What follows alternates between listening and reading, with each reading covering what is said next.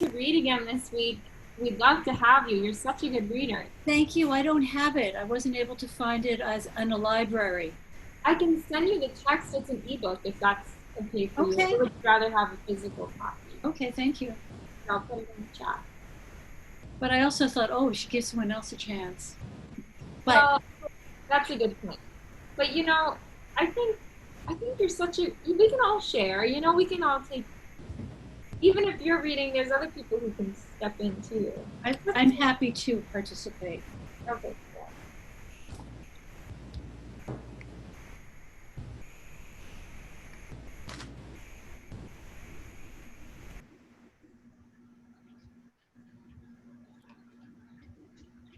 Hi, Diego. Hello. Hi, Aaron. What's up, Aaron?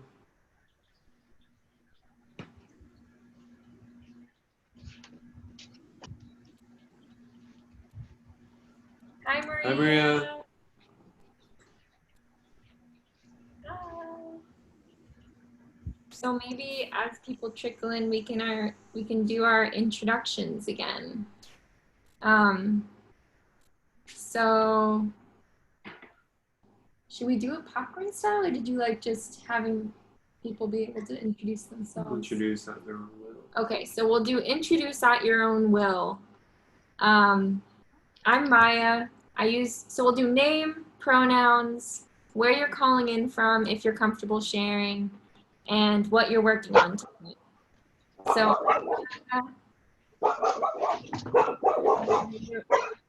my mom, oh good, you got it.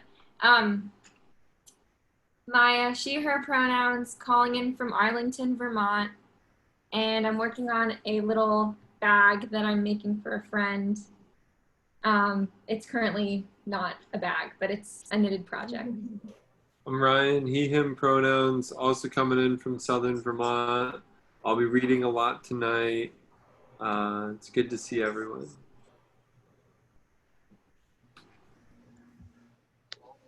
I'm Cindy. I'm calling from West Covina, and I'm working on this little onion still.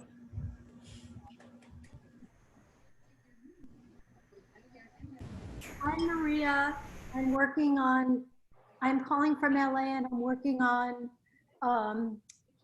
a poppy, Matelia poppy.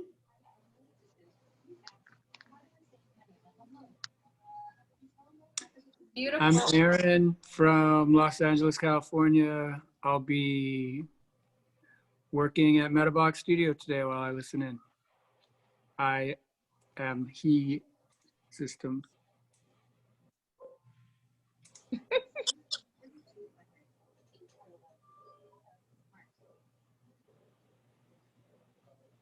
Hi, I'm Lauren. I have a mouth, but Roxanne is coming, so I'm covering it. I'm calling in from the Santa Monica Mountains, Topanga Canyon, and I am working on a lupine. Very nice. Pretty. Cool. Phil here, calling in from Los Angeles. I'm just leaving the studio right now, and I'll be driving for a bit, and then see what I get locked into from there. But looking forward to it.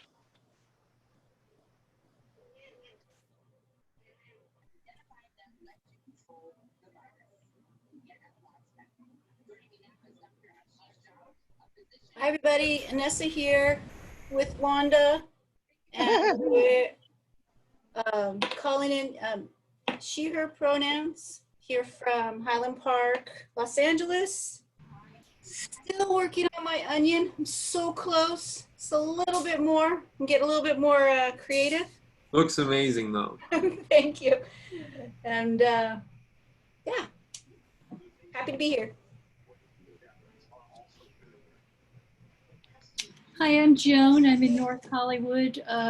Still working on my oyster mushroom and she, her.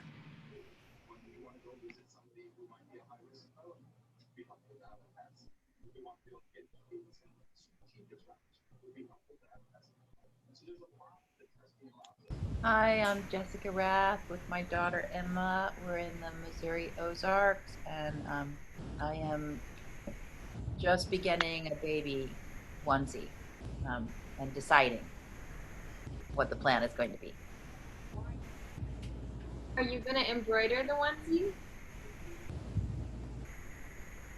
I am. I need to look at the tutorials that you sent last week.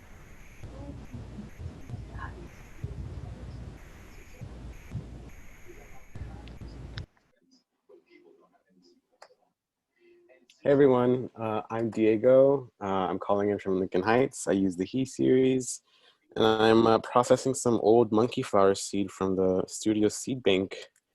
And they're really small and tiny. I'm not even gonna bother showing you. They're just like dust specks, but glad to be here.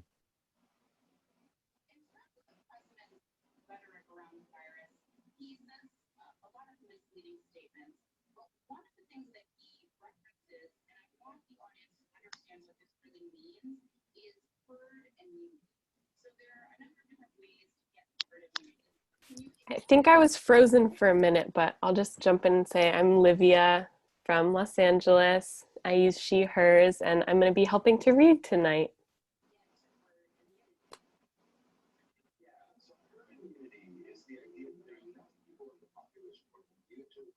Thank you, Livia.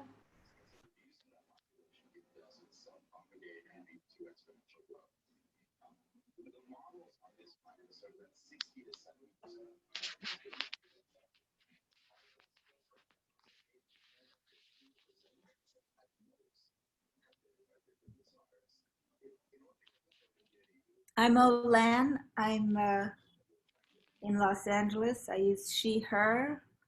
I'm working on the horseweed.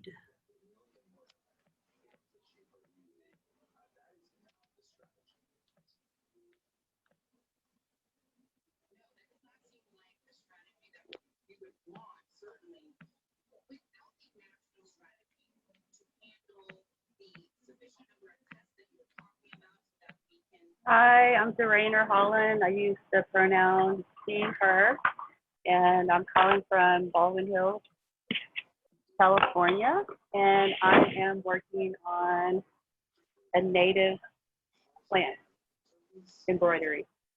Happy to be here tonight.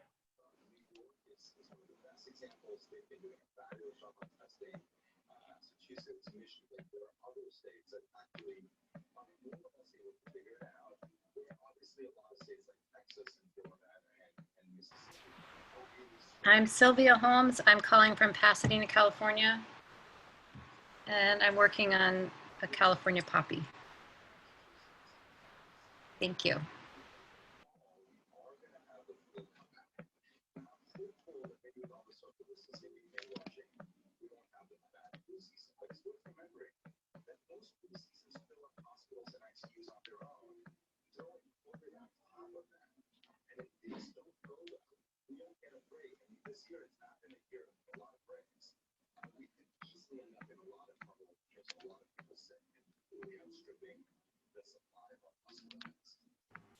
Well, thank you all so much for introducing yourselves. I heard from a friend who's here actually got in, but she said that it was hard to connect to the Zoom tonight. Something was happening with the connection. And I know that I've experienced recently that you have to, like, there's an update that you have to get before entering. So it might be that people might trickle in as we go, and that's totally fine. But I'm really glad that we all got to introduce ourselves. And if you didn't get the chance to do so, please feel free to put your name in the chat. And hopefully at the end in discussion, you can introduce yourself too. So I'm gonna read our little introduction. So hi everyone, welcome to the Abolitionist Reading and Native Plant Embroidery Zoom gathering hosted by the Metabolic Studio. A little bit of context about what we're doing here is the Metabolic Studio is located in downtown Los Angeles and is the practice of the artist Lauren Bond. Since 2016, Lauren has been conducting a community evening and potluck on Thursday nights, which began right after the last presidential election. when it became necessary for us to come together and create a space to voice what was going on in our communities and how we were all being impacted by the current administration. The Thursday evenings always started with a potluck and included message making in our printmaking workshop. And that practice of coming together once a week has also included many handcrafts like embroidering, clay making, weaving. And since the pandemic hit, we obviously had to stop gathering in person, but we decided to move onto the Zoom platform. So many of y'all here tonight have already received embroidery kits in the mail. For those of you who are interested in receiving a kit, please contact Jen Curtis, who is here tonight. You can even just put it in the chat and she'll contact you. In that kit, you'll find a line drawing of a plant, a botanical plant, which is part of the food and medicine that the Metabolic Studio is currently growing on 2 sites along the LA River. And we're also growing up in Payahunadu, so-called Owens Valley, where LA steals its water, and Vermont as an effort to give free food to folks in need right now. Ryan and I are in Vermont right now. So we drew images of the plants we're growing, transferred the drawings onto fabric, which we sent out to our community members, along with an embroidery hoop, needles, and thread. And in this kit, you'll also receive a self-addressed return envelope with postage. So you can send that back to Metabolic, and then we'll eventually stitch these together in some kind of hybrid object that will be hopefully exhibited with the readings and this community experience together. So a week after we hosted our initial embroidery circle, the world changed. With the witnessing of the murder of George Floyd broadcasted across the globe, Metabolic decided to collectively turn our focus onto educating ourselves and our community about systemic racism. This gathering is specifically focused on prison and police abolition, a topic that has decades of literature for us to dive into. Questions like, how can we do better? How can we become better active accomplices in the movement for Black lives? One way that we've thought about is to hold space for readings and discussions that can help provide the fertile soil for a vibrant future where we all can thrive. So tonight we're going to be reading 3 essays: Concentrating Punishment, Long-Term Consequences for Disadvantaged Places by Daniel Cooper and Ryan Lugalia Holland, Breaking Walls, Lessons from Chicago by Alice Kim, and Fund Black Futures as an Abolitionist Demand by Janae E. Bonsu from the book The Long-Term, Resisting Life Sentences and Working Toward Freedom. I'm going to put that in the chat with the page numbers along with a link to purchase the book as an ebook from Haymarket's website for $6. If anyone is interested in reading out loud with us tonight, we would love that. I'm going to just put this in there. And just to be clear, there are some content warnings in this reading. We will give you warning before we read these passages, and you can feel free to turn your volume down. We'll give you this symbol to let you know that the passage has ended, so you can turn your volume back up. And in the text that has content warnings, Ryan and I are going to read that. It's only 5 pages, so then other folks who might want to join in don't have to be concerned about where they should stop. Before we read, we'd really like to give a question out to think about as we do the reading, and we'll also put this in the chat. And this question is, how does the feedback loop of generational imprisonment and over-policing suppress human rights, dignity, and opportunity? So we'll put that in the chat right now.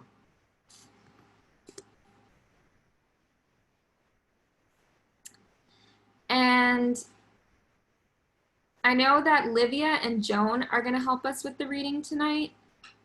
If there's anyone else who is interested in reading with us, please feel free to either put it in the chat or unmute yourself.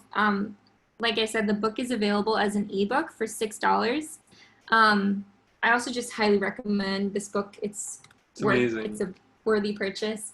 So if anyone else would like to read, feel free to just put that in the chat and we can do that. So we're gonna start with the Daniel Cooper and Ryan Lugalia Holland reading, and then we'll do Alice Kim and then Janae Ibansu. Should I start? Yeah. Cool. Concentrating punishment, long-term consequences for disadvantaged places by Daniel Cooper and Ryan, how do you say that? Lugalia Holland. Lugalia Holland. The incarceration rate for parts of Chicago's predominantly black West Side is dozens of times higher than Chicago's highest incarceration white community. In West Garfield Park, for example, the incarceration rate is, quote, 42 times higher than the highest ranked white community on incarceration. The raw numbers of that are 4,226 versus 103 per 100,000. That's a confusing number. But, Robert Sampson, the sociologist behind these findings, declares, quote, "This is a staggering differential even," sorry, I'm having a hard time. Quote, "This is a staggering differential even for community-level comparisons," end quote. One suggesting that entirely different social realities exist within the same city, created by policies and systems that are poles apart.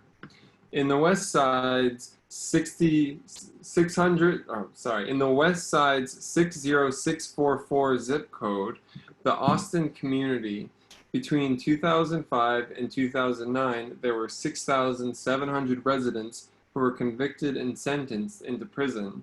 In neighboring Oak Park, a predominantly white suburb just across Chicago's city line, just 311 residents were sentenced to prison during the same time. These differentials point to profound gaps in how residents of many low-income African American areas experience relationships, family, and a general life trajectory. All prison sentences handed out to West Side residents, regardless of the actual length of time served, have long-term effects. They have lasting consequences for neighborhoods that unfold across generations. Every prison sentence marks a forced migration trail spanning living rooms, courtrooms, and prison cells where punitive policies actively remake city blocks, disrupting households and shifting the ways many neighborhood residents experience time. As these numbers show, mass incarceration feeds on the punishment of people in places like the West Side. In fact, Sampson and his colleagues, Charles Loeffler, have said the very term, quote, mass incarceration, end quote, is a misnomer. According to them, the United States' unparalleled rates of imprisonment are really the result of, quote, concentrated incarceration, end quote, meaning that a relatively small pool of neighborhoods account for the great majority of those imprisoned. In these predominantly black areas, high poverty in these predominantly black areas, poverty is high. Few can afford private lawyers in courts, and risky strategies for making ends meet are abundant. Residents of these areas are more likely to be arrested, tried, and convicted of felony charges. Given legislative shifts that started in the 1980s, once convicted, these residents are more likely to be sent to prison and to stay there for years on end.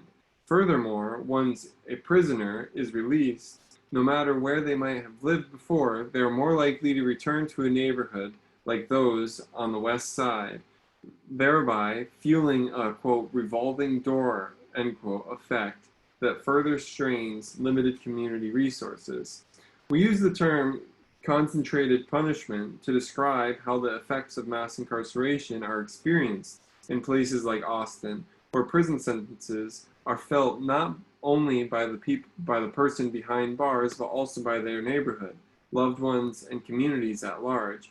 However, the term mass incarceration is still helpful in describing a national criminal justice infrastructure that locks up nearly 25% of the world's prisoners.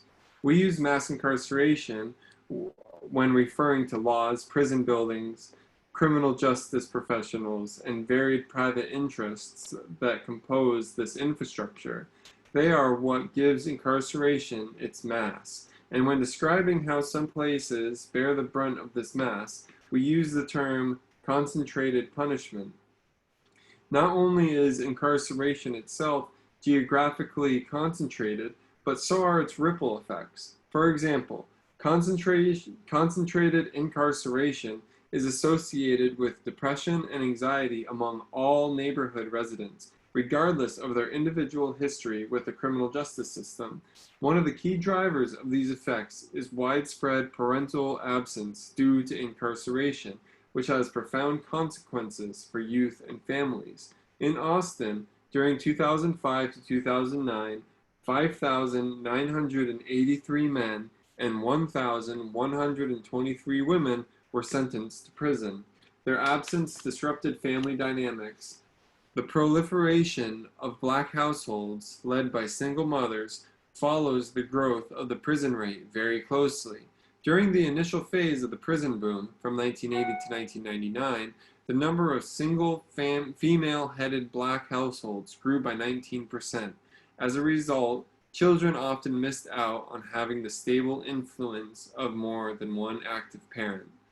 Joan, do you want to take over?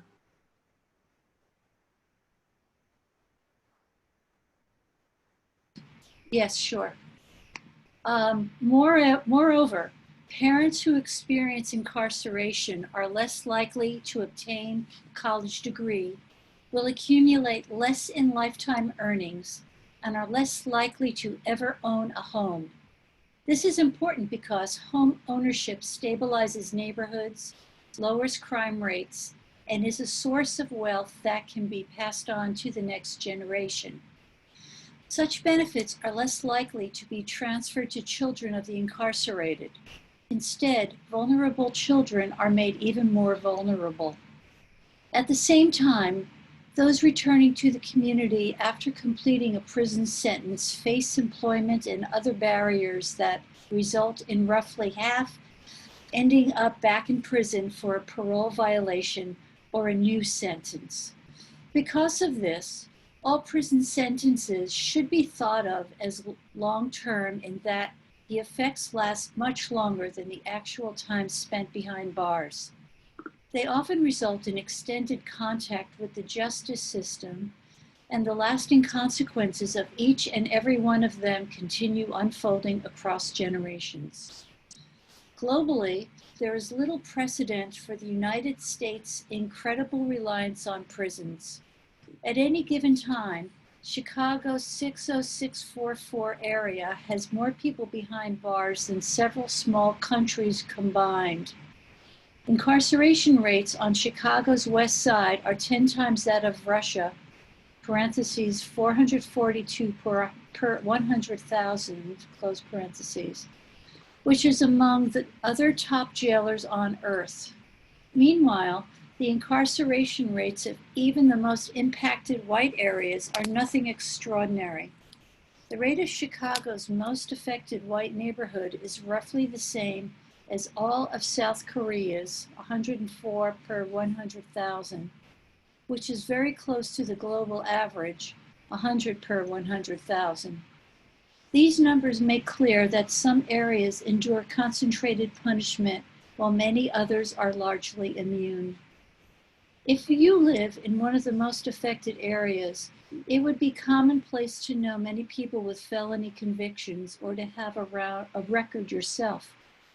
One of the residents we interviewed for a research project about the impact of incarceration on West Side Chicago neighborhoods told us, quote, "Out of the people that I know from the Austin community, about 60 to 70% of people have felony convictions. I know hundreds of people. Out of 300 people, probably about 180 would have felony convictions," close quote. Tragically, this resident's estimate is well aligned with West Side averages for African American males in his age group. Males make up 86% of all convictions in Austin, although in recent years, women have become one of the fastest growing jail and prison populations. These convictions have profound implications in the larger world, often determining who can get job interviews, access educational loans, or secure subsidized housing. Thus, the effects of concentrated punishment take many forms, with many interwoven consequences. While Black men are more likely to be removed from the home and incarcerated, Black women are more likely to bear the brunt of the added responsibilities, challenges, and vulnerabilities. Matthew Desmond, in his book Evicted, writes, quote, "If incarceration had come to define the lives of men from impoverished Black neighborhoods, eviction was shaping the lives of women. Poor Black men were locked up. Poor Black women were locked out," close quote. He reports that in Milwaukee, similarly divided and segregated like Chicago, 1 in 5 Black women's renters are evicted, triple the rate of white women. In segregated Black neighborhoods, women are twice as likely as men to face eviction. One of the consequences of single female-headed households is a heightened vulnerability to housing instability, just one of the additional strains that incarceration places upon families. Though mass incarceration affects cities across the country, it is especially bad in Midwestern states like Illinois and Wisconsin, where more than 1/3 of Black men will serve time in state prisons, and where Black men have a higher cumulative rate of risk of imprisonment than in any other region. In theory, high incarceration rates in areas like 60644 can simply be explained away by levels of crime. But no such simple correlation exists. Crime is not a pure predictor for levels of imprisonment. Quote, "Punishments place the local concentration of mass incarceration," unquote. Sampson and Loeffler's pioneering 2010 study of how incarceration concentrates in certain urban areas details how neighborhoods with high levels of both crime and other markers of disadvantage, such as low education rates and sparse capital investments, have much higher incarceration rates than high crime areas with few markers of disadvantage. In the words of these scholars, quote, "Communities that experienced high disadvantage experienced incarceration rates more than 3 times higher than communities with a similar crime rate," unquote. As their work implies, you cannot understand incarceration without also looking at social forces beyond crime. During Lyndon Johnson's, quote, "war on poverty," close quote, the prevailing policy assumption was that poverty and disadvantage caused crime. Poverty was seen as the root cause to address in order to produce better public safety outcomes. In the 1970s, this idea was turned on its head with the, quote, "war on crime," unquote, and later the, quote, "war on drugs," unquote, both of which assumed the opposite, that poverty was caused by crime and disorder. This shift ushered in concentrated punishment in urban areas of color, along with the steady rollback of services and welfare aimed at addressing poverty. Can I pass to someone else, or I could keep going? I can read. Okay. And then I'll pass to you, Maya. Okay, this next section, oh shoot, where did it go? How concentrated punishment shapes neighborhoods. The parents missing from places like Austin are also absent from participating in the civic life of their community. While involvement in neighborhood life may seem to be a leisure activity at first blush, the bonds that form between neighbors who know and look out for one another have been shown to actually regulate crime and disorder. Across Chicago, neighborhoods that have strong norms of trust and cohesion between residents have less violent crime. These norms might not be as strong in Austin as in other neighborhoods because parents are constantly being removed or cycling back into the community after being released from prison. This has major destabilizing effects. Criminologist Todd R. Clear has demonstrated these effects through decades of research that points to incarceration as a primary driver of disorder and crime. Neighbors only get to know one another when there are opportunities for interaction and expectations of permanence. But concentrated interaction disrupts social networks and bonds among neighbors. Concentrated incarceration disrupts social networks and bonds among neighbors. A resident may not feel any motivation to form a strong connection with others if they believe either of them will only be there temporarily. These connections between people and also between individuals and institutions in a neighborhood build social capital. This kind of capital affords residents access to resources that might otherwise be out of reach, giving them a psychological and social bond that allows for greater opportunity and stability. Meanwhile, concentrated punishment keeps urban Black neighborhoods segregated and disadvantaged, thereby making the uphill battle for success even steeper. Racist institutional practices such as redlining, where the federal government drew red lines around whole, largely Black neighborhoods and refused to issue home loans, gave way to private sector.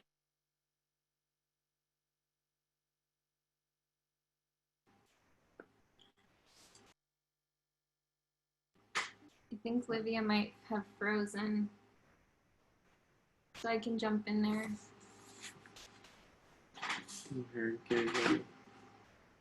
Sorry, Livia.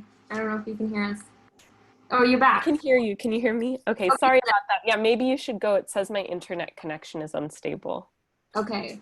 Okay. We'll hop on. Thank you so much. Thank you. Gave way to private sector predatory lending, which during the Great Recession resulted in Black neighborhoods disproportionately experiencing high rates of foreclosure. Many market forces have already created disorder and instability in urban Black neighborhoods. As mentioned previously, women are even more vulnerable to negative housing trends. Concentrated incarceration is only adding more neighborhood disorder, creating a cumulative punishment effect that extends well beyond the justice system. This amounts to a 1-2 punch of neighborhood instability, with multiple forms of forced community removal that are ultimately responsible for more crime and disorder. Many Black neighborhoods are trapped in a downward spiral of absent parents, stressed and traumatized youth, and highly mobile and unstable households that decrease opportunities for strong bonds between residents. More crime and disorder results, which further alienates residents from their neighborhood. Violent crime leads residents to pull back from participating in civic neighborhood life out of fear. These are the ripple effects of concentrated punishment. Youth, families, households, and whole neighborhoods are trapped in this spiral of disadvantage, which is passed on to the next generations. Trauma, broken households, a lack of social capital, and violence only widens the inequalities in educational attainment, employment, wealth accumulation, and other outcomes. This is precisely why our cities are divided into two different places, one of thriving white or ethnically mixed neighborhoods and one of disadvantaged neighborhoods of color. But instead of investing in solutions to these complex problems, we continue to employ a one-dimensional approach, trying in vain to police and incarcerate our way to public safety. In doing so, we've only made neighborhoods worse. This has been demonstrated through careful research across numerous cities. In neighborhoods where prison cycling is high, including a steady rotation of parental absence and return.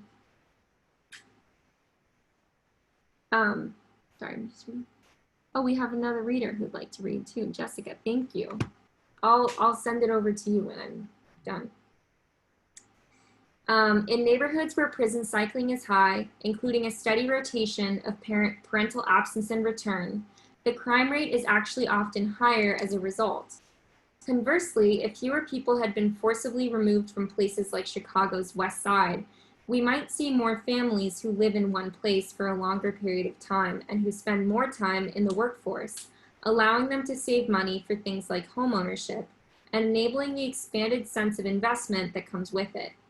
In turn, greater trust and interaction among residents who aren't forcibly removed may lead to greater opportunities for young people. This is what a virtuous cycle looks like, as opposed to the current vicious cycle in place. Seeing prison sentences as a war on Black neighborhoods.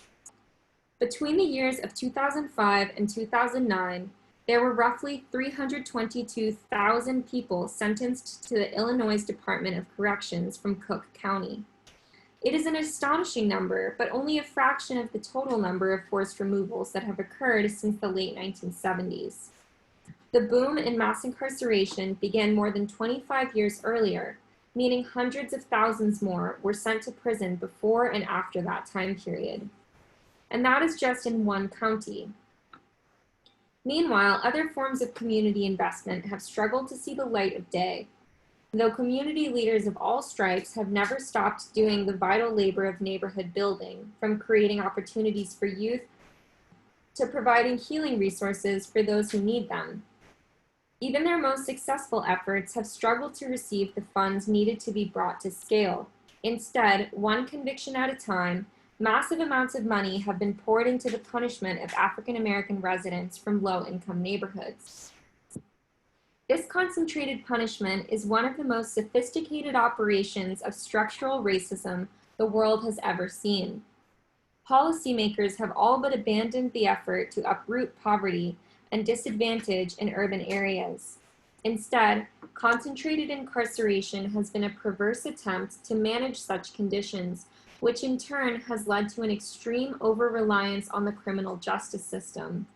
In so doing, concentrated punishment extends a long legacy of anti-Black policies and practices, one of the few true constants in US history.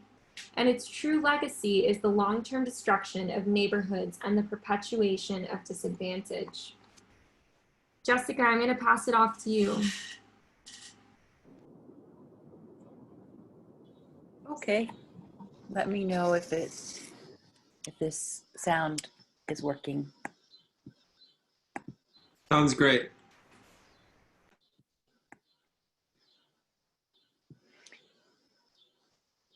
You ended on mechanisms, is that correct?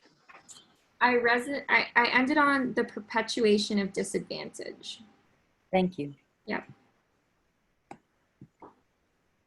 But despite the evidence, the idea that punishment is concentrated and therefore inequitable is not a widely accepted truth. There is a pervasive and persistent myth that says people are equally likely to be arrested, prosecuted, and convicted for their actions no matter where they live, how they look, or what conditions they may be striving to overcome.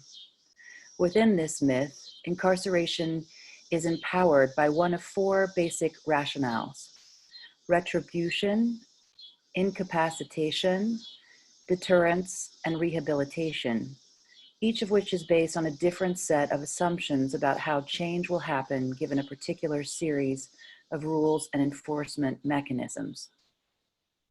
Retribution is based on the idea that people who break society's laws inherently deserve to receive some measure of harm in return.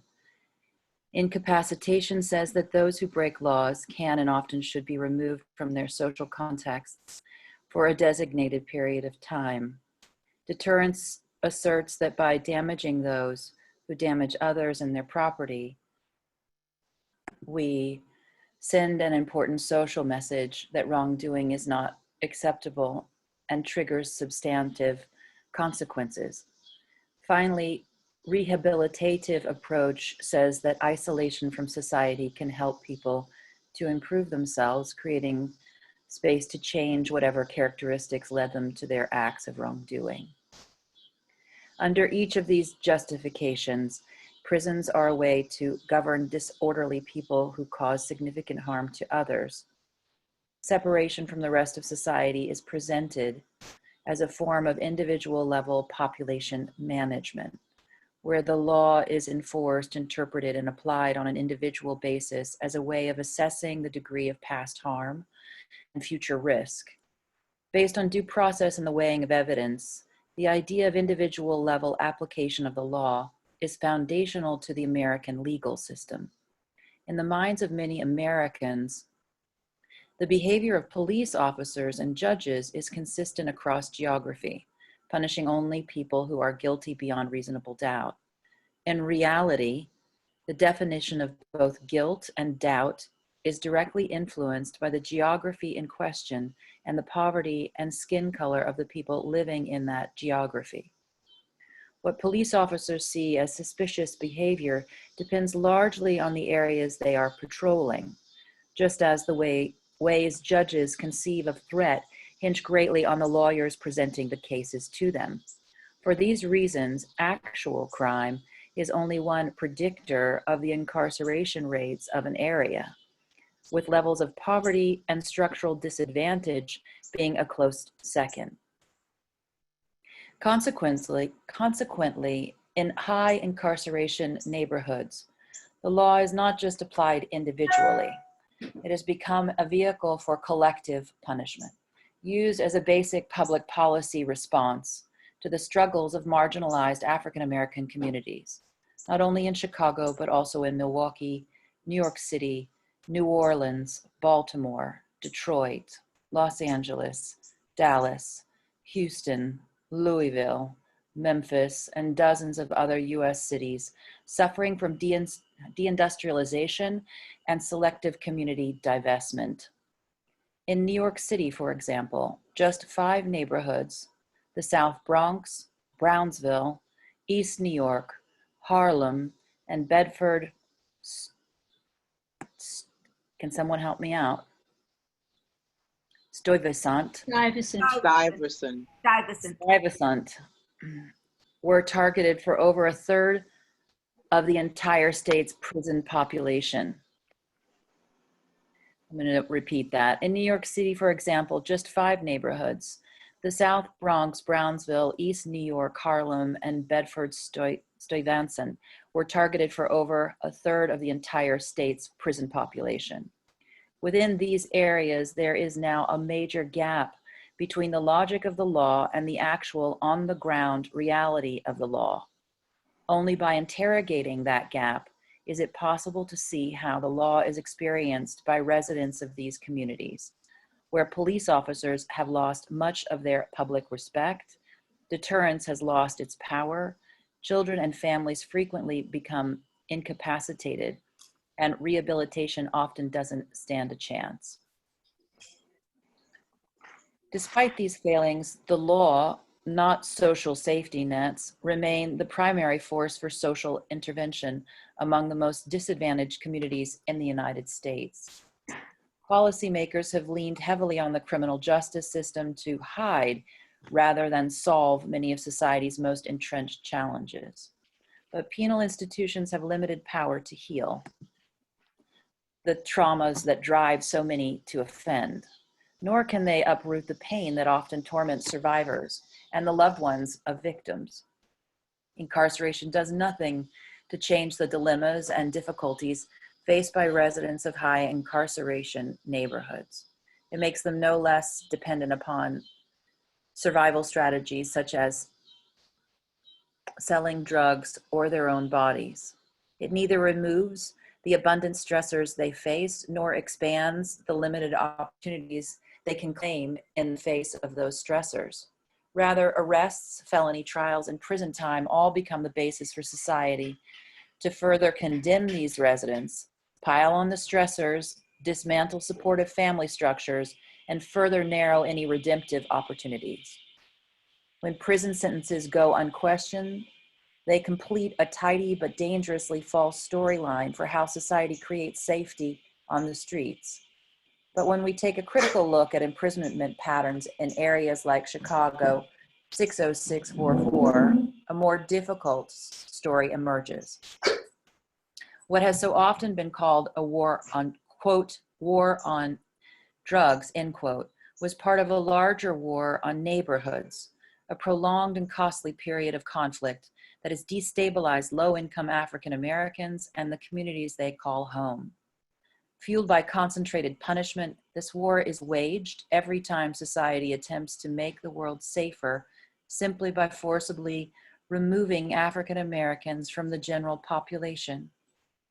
The war is carried out through both the broken logic and the broken tools of the law, propelled by policies that respond to economic isolation with disinvestment, to trauma with confinement, to missing parents, with the further fragmentation of families. It amounts to a legally codified attack on pain and dysfunction, through which high rates of conviction and imprisonment have become both a self-fulfilling prophecy and a long-term addiction across the United States, and urban neighborhoods of color bear the long-term scars of this addiction.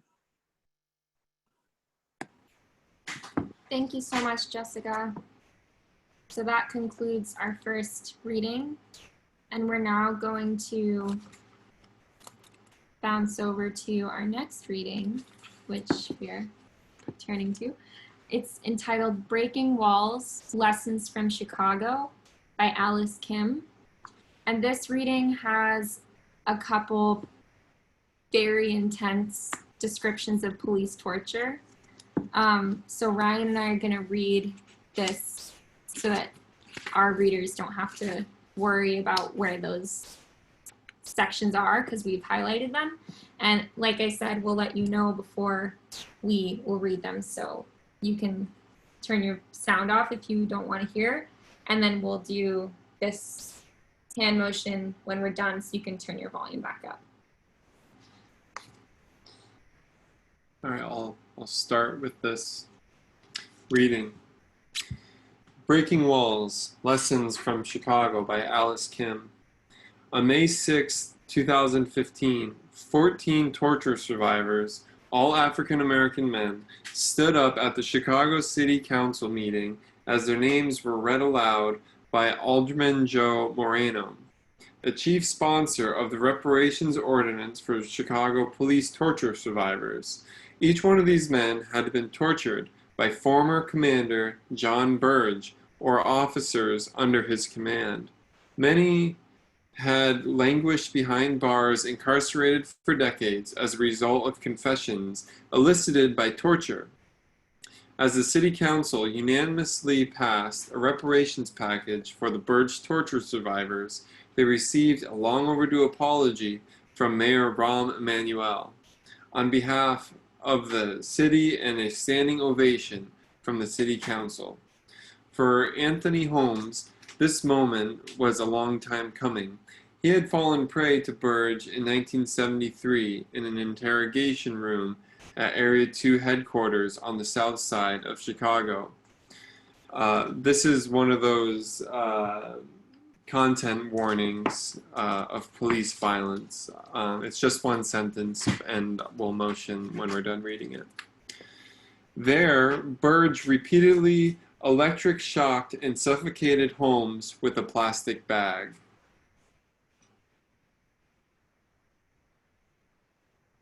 Holmes eventually confessed to a crime he did not commit, and his confession, the only evidence against him, was used to convict and sentence him. This is a quote.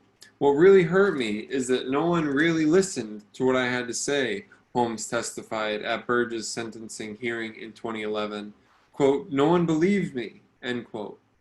43 years after he had been tortured, the city of Chicago finally began to process to make amends. I witnessed this historic moment in city council chambers along with hundreds of activists, survivors, and family members who had participated in countless protests, marches, rallies, teach-ins, sing-ins, Twitter power hours, and train takeovers during the previous 6 months. One of these activists was Mary L. Johnson, whose son, Michael Johnson, was tortured by Burge in 1982 and is currently serving a life sentence without the possibility of parole for an unrelated conviction. She was one of the first people to file a complaint against Burge, and for more than 3 decades, she has been unwavering in her effort to seek justice for her son and all survivors of torture by the Chicago police. Like several other intrepid mothers who have been the heart and the backbone of the movement, her early activism helped pave the way for the campaign that successfully organized and won reparations. In the midst of the hotly contested mayoral election and an unrelenting campaign led by a coalition including Chicago Torture Justice Memorials, or CTJM, also Project NIA, We Charge Genocide, and Amnesty International USA, with critical organizing efforts from Black Youth Project 100, Chicago Alliance Against Racism and Political Repression, Chicago Light Brigade, and others, Chicago evolved from a city that had covered up the systemic torture of African Americans while white officers, 125 fully documented cases, into one taking unprecedented measures of redress for Burge torture survivors. This was the result of the struggle and coalition work, not the benevolence of politicians. When Chicago passed reparations legislation, it marked the first time in U.S. history that a municipality was providing reparations for racially motivated police violence. In 2006, human rights attorney Stan Willis founded Black People Against Police Torture, or BPAPT, to galvanize support and leadership in the African American community. He and BPAPT made the initial demand for reparations to heal the long-term trauma of torture for individuals and their families and to obtain redress. Introducing the language, demand, and possibility into the political vernacular of the city was a huge opening. In 2011, CTJM formed to organize a campaign fueled by an expansive vision of justice, informed by input from torture survivors, family members, and extensive research on reparations.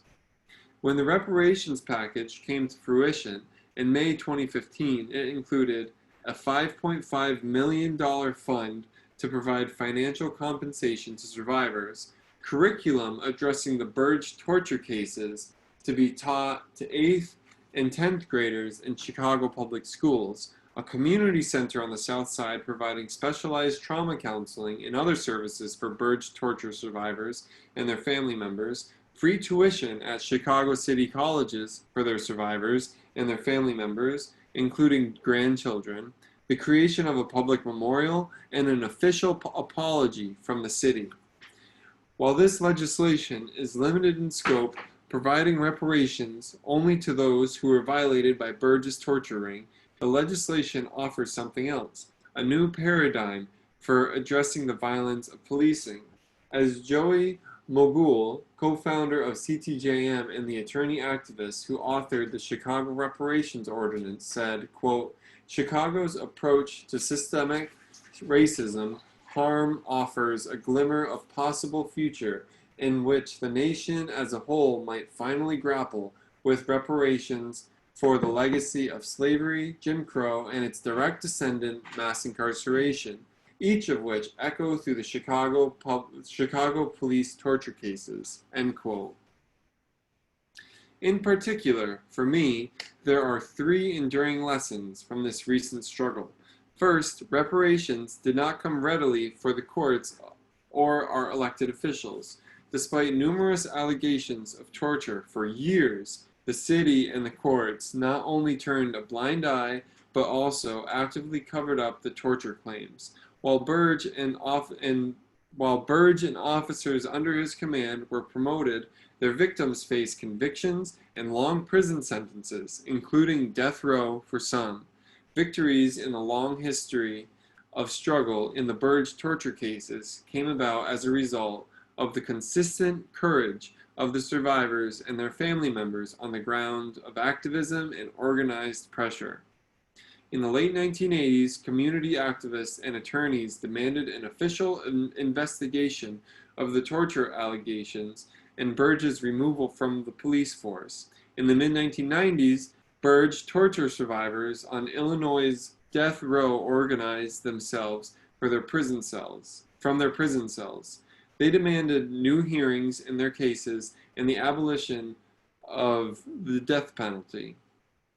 In the 2000s, unable to find justice in our own courts, human rights attorney and activists took the Burge torture cases to the Inter-American Commission on Human Rights and the United Nations Committee Against Torture.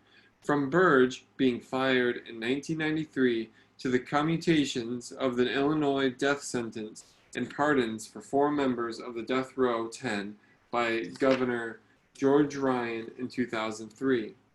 To Burge's prosecution and conviction in 2010 for lying about torture, justice was sought, demanded, and insisted upon by the survivors and their family members, community activists, and attorneys.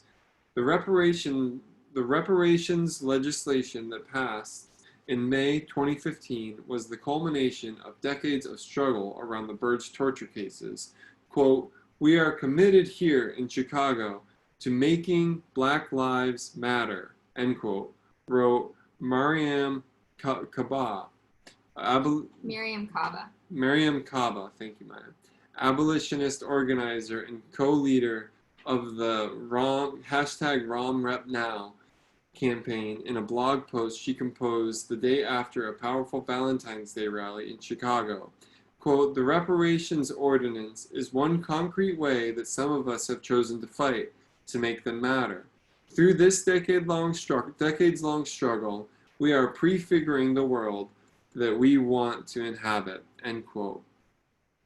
The second lesson is that justice remained elusive for the torture survivors, even after Burge was convicted in 2010. While Burge's convictions was remarkable because of the court's prior unwillingness to prosecute the perpetrators of torture, which stood in stark contrast to their zealous prosecution of Burge's victims, it ultimately failed to address the systemic harm that was done to the survivors. Moreover, Burge's conviction did nothing to challenge how racism is endemic in the criminal legal system and apparent at all levels of the city's governance. What became increasingly clear was that seeking justice within the confines of the legal system had limited our vision for justice. And as abolition activists in critical resistance and insight steadfastly reminded us, prisons, even for those whose crimes are as heinous as Burge's, don't offer lasting solutions to violence and injustice. Left to deal with this glaring reality, the same year that Burge was sentenced, a group of activists, educators, artists, and attorneys came together to form the Chicago Torture Justice Memorials. Our first call to action was to announce an open call for speculative memorials commemorating the Burge torture cases. In essence, through this open call, we were asking the public and ourselves to reimagine what justice could look like in the Burge torture cases. I'm going to pass it to Maya. CTJM received over 70 submissions, all of which were displayed in an exhibit titled "Opening the Black Box, The Charge is Torture," in the Sullivan Galleries at the School of the Art Institute of Chicago.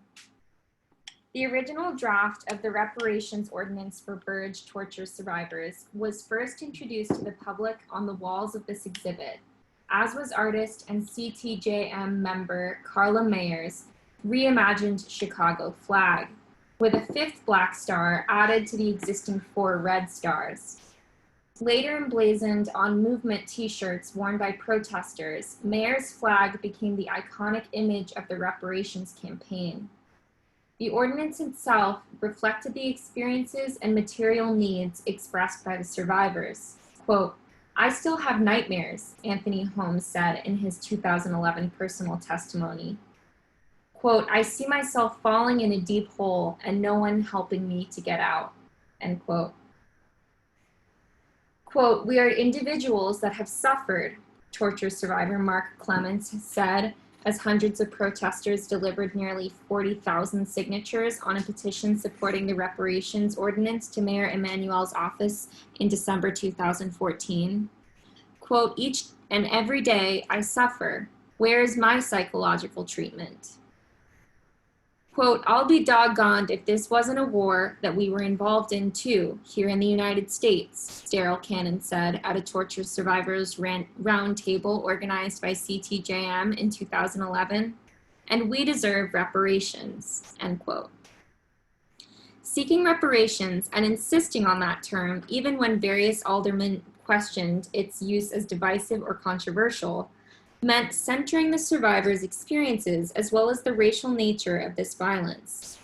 At a time when police accountability is sought by many nationwide through prosecutions, the Chicago Reparations Package offers a new model of accountability, one providing tangible redress that criminal prosecutions fail to deliver. The third lesson is that survivors have been central actors in this fight from the beginning. Their self-determination and insistence that their lives matter in the face of sadistic, racist brutality carried out against them by white police officers, a hostile criminal legal system, racist media, and a corrupt city leadership from the mayor on down, stands as testament to the power of people who fight for themselves against seemingly impossible obstacles. Andrew Wilson, for example, convicted of killing 2 white police officers, dared to raise his voice and speak out about the torture he had endured. This next section is really brutal description of police torture. So if anyone needs to turn their sound off, now's the time.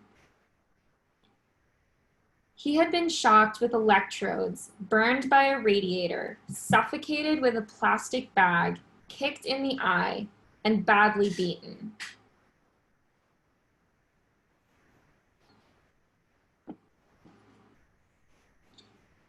Without a lawyer, he filed a pro se civil suit in 1986 that was later taken up by the sorry, I'm going to restart the sentence.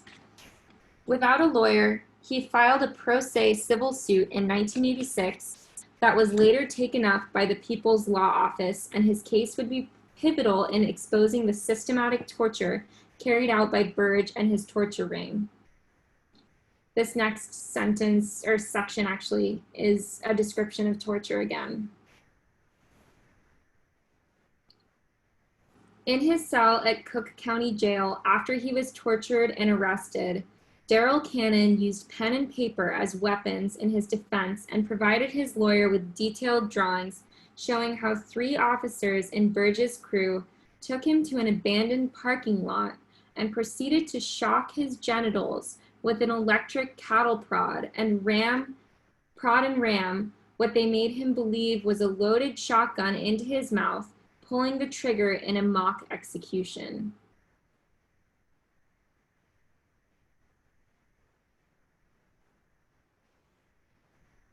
His drawings were submitted as evidence, and Cannon says that even the psychiatrist for the state's attorney and the level of detail in his drawings indicated that he had been indeed tortured.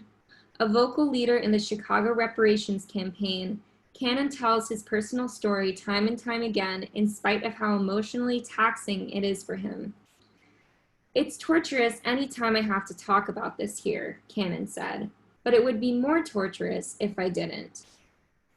Tortured, convicted, and sentenced to death, Aaron Patterson refused to be silenced, declaring that his cell was his, quote, war room. He formed the Aaron Patterson Defense Committee and fought fearlessly for his freedom. When he was pardoned by Governor George Ryan in 2003, he jumped right into the activist scene, vowing to fight against police violence and a corrupt legal system. Calling themselves the Death Row 10, a group of African-American men, all of whom were tortured by Burge and sentenced to death, organized collectively. Co-founder Stanley Howard announced the Death Row 10's first rally in the fall of 1998, creating a flyer for the event from his cell by cutting and pasting words from the newspaper and magazine articles. Though modest in size, with 60 to 70 family members and activists in attendance, their demonstration managed to get local and national media attention. And as the New Abolitionist reported that night, prisoners and others nationwide saw mothers and fathers of the Death Row 10 marching around the precinct carrying pictures of their sons. Their efforts, in conjunction with the efforts of their mothers, who organized a special meeting with then Governor Ryan, helped shift the tide of public comment in the campaign for commutations of all of Illinois' death sentences in 2003, a move that would lead to the abolition of the state's death penalty 8 years later. Interrupting a dehumanizing narrative that had cast death row prisoners as the worst of the worst, their campaign put a human face on the death penalty. From the abolition of the death penalty to Illinois to reparations, from the abolition of the death penalty in Illinois to reparations legislation, Burge torture survivors have been at the center of these struggles. The last chapter in this story has yet to be written. There is much more to do in order to create a society based on respect for human rights and dignity. There is much to accomplish in terms of demilitarizing cities, ending police violence, and building the power of communities to control the resources that keep them safe. There is more to organize in terms of linking racial justice with economic and global justice. But to this point, the story teaches us a lesson we must never forget: the power of a people who organize and mobilize in the cause of justice can break walls and make history.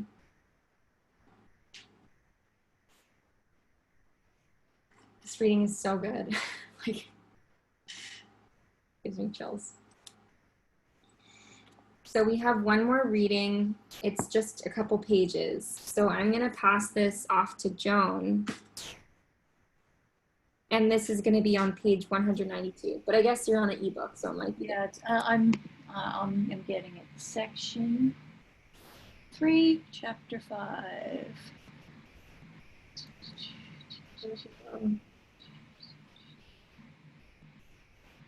Sorry, I'm getting there. Almost there. Fund Black Futures as an Abolitionist. Oops. No, I lost it.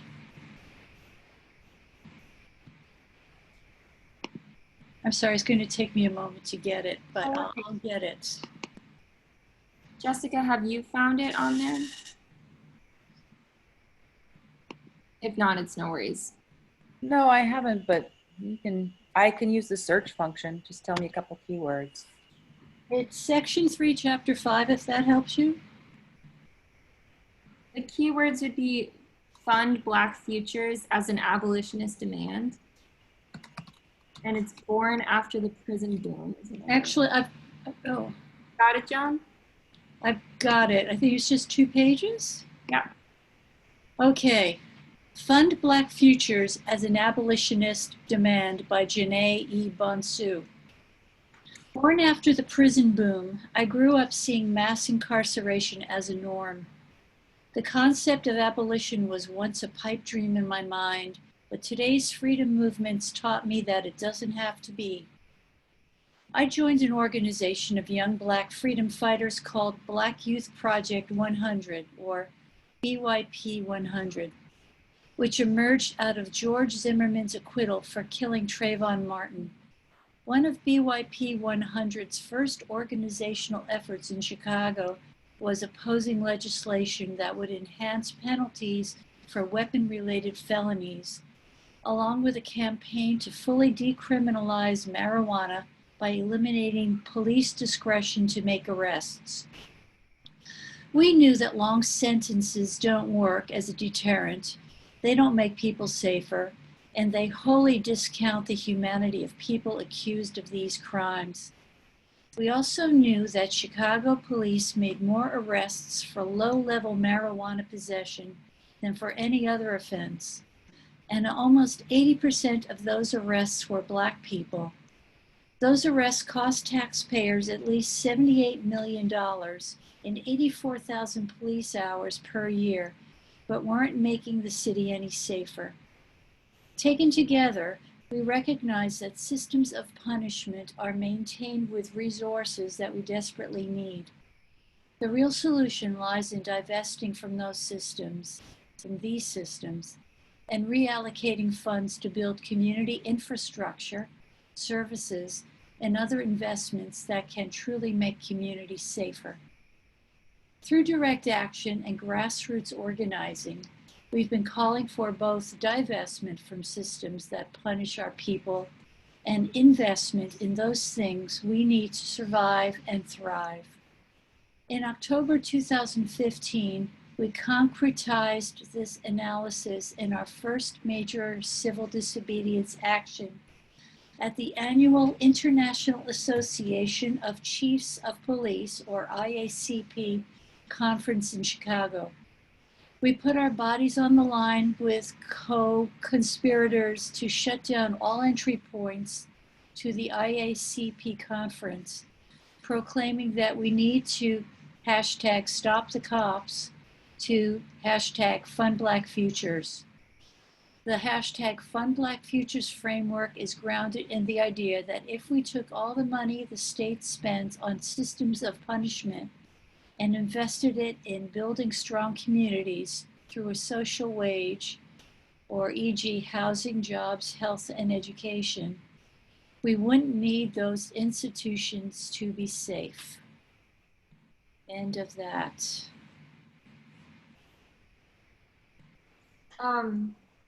I think there's a little bit more after the Oh, picture. I'm sorry. Just Yes. couple more paragraphs. Yes, I'm sorry.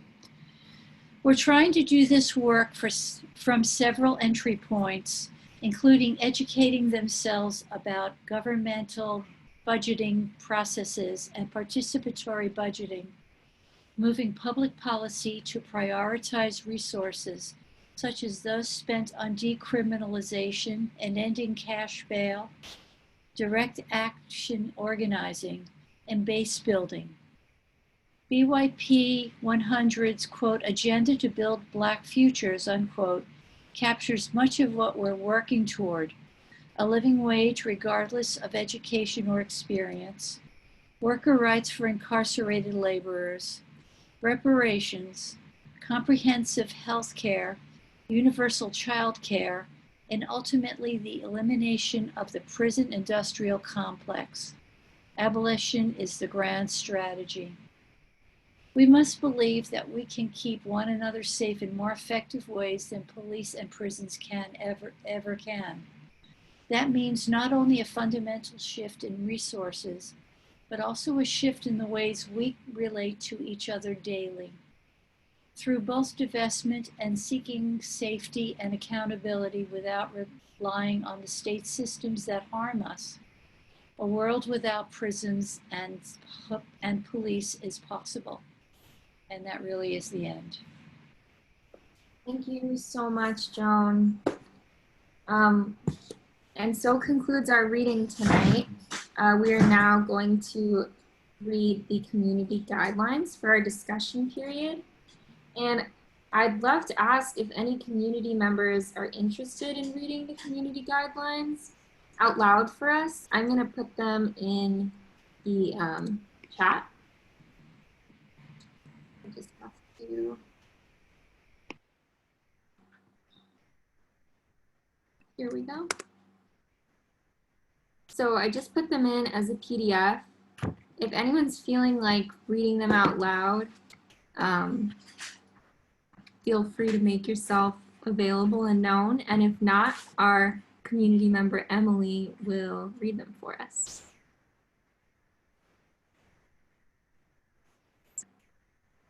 I can read them if you'd like. Thank you, Diego. Thanks, Sure. Diego. Yeah. So guidelines. 1, we agree that any community member that is white or a non-Black person of color will not use the N-word. When referring to or when reading the N-word, the community member will say N-word. Number 2, we agree not to blame ourselves or others for the misinformation we have learned, but to accept responsibility for not repeating misinformation after we have learned otherwise. Number 3, we agree to listen respectfully to each other without interruptions. Only one person speaks at a time. However, this does not mean we should ignore problematic statements. We're dedicated to creating a space for calling people in when possible instead of relying on calling people out. However, both approaches are valid and can be done with care and respect with the goal of helping each other learn. We acknowledge that we may be at difficult stages of learning on the content and discussion topics. Number 4, we agree that no one should be required or expected to speak for their whole race or gender. We can't, even if we wanted to. Number 5, we will hold each other's best interest at heart. We hope everyone has come to the table to learn, grow, and share. We will trust that people are doing the best they can. Let's challenge and encourage each other to do better. Number 6, share responsibility for including all voices in the discussion. If you have a tendency to dominate discussions, try taking a step back. If you tend to stay quiet, try challenging yourself to share ideas so others can learn from you. Number 7, silence is golden. Sometimes there will be long pauses. Sometimes silence can create space for folks who need that space to come forward. We agree to not fill silences out of discomfort. We will hold this silence with care and move forward intentionally. We welcome those of you whose minds are bursting with ideas to write them in the chat bar. Number 8, the facilitators are not experts. They are here to help facilitate the process. They and everyone in the group are here to learn. We also recognize that everyone has an opinion. Opinions, however, are not the same as informed knowledge backed up by research. Depending on the topic and context, both are valid to share, but it's important to know the difference. To engage in deep learning, we will want to lean more toward informed knowledge and gain practice reflecting and speaking thoughtfully on difficult topics. Number 9, it's okay not to know. Keep in mind that we are all still learning and are bound to make mistakes when approaching a complex task or exploring new ideas. Be open to changing your mind and make space for others to do so as well. Number 10, the facilitators are not moderators. They are not trained to moderate personal grievances. If discussion stops being about the reading and instead breaches into accusations and aggression, please respect the facilitator switching gears and refocusing on a text. If any of these guidelines are breached, Metabolic team member Anissa will reach out to you privately in the chat to provide a reminder. If the guidelines continue to be breached, we will provide a verbal call-in. By staying on this Zoom call, you are agreeing to these community guidelines for our discussion period. Thank you.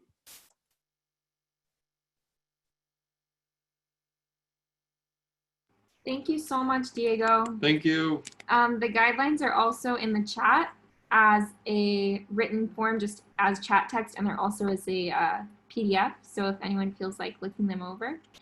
And I am going to reread the question that we left off with, which was, how does the feedback loop of generational imprisonment and over-policing suppress human rights, dignity, and opportunity?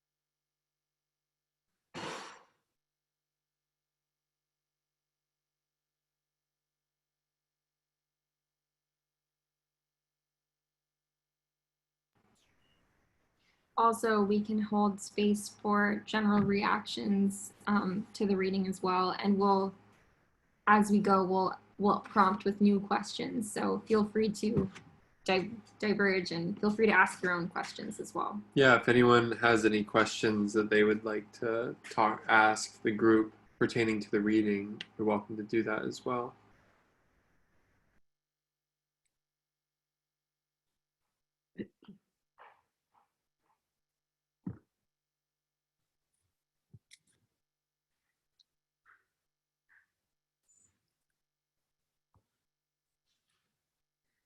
So I have a point and then a question.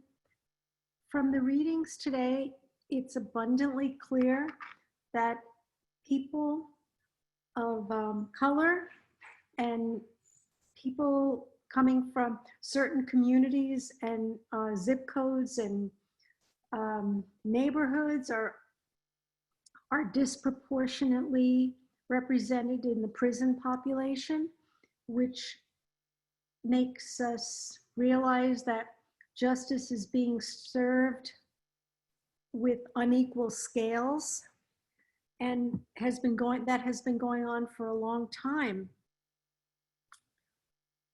It seems overwhelming. I mean, it's quite overwhelming to come to that realization that a white person might be sentenced for a fraction of the time that somebody of color is for the same crime.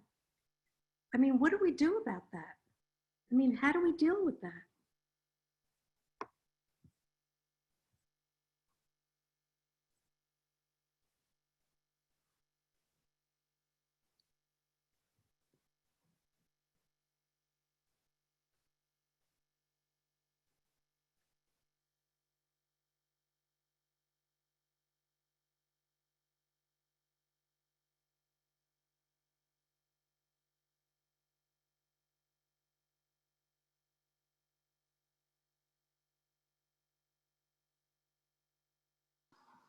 Hey, this is Serena. Thank you so much for the reading tonight, everyone. Great to see you. In response to your all's question, it's a great question. I like the specificity of it. How does the feedback loop of generational imprisonment and over-policing suppress human rights, dignity, and opportunity? And one thing that I heard in the reading that I hadn't thought of before, but that I so strongly just empathized with is the denial of families' ability to invest in their communities through literally property investment or the investment of their time. Like that housing stability is attacked through the cycle of incarceration.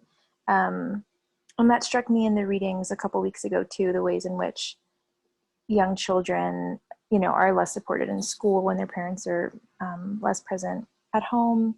So I think this eye toward home life and family life and the domestic is so different than the stories that our culture tells us about criminality. You know, I think like these texts are so humanizing, and just that detail about housing stability or lack thereof really stuck out with me tonight. Thanks.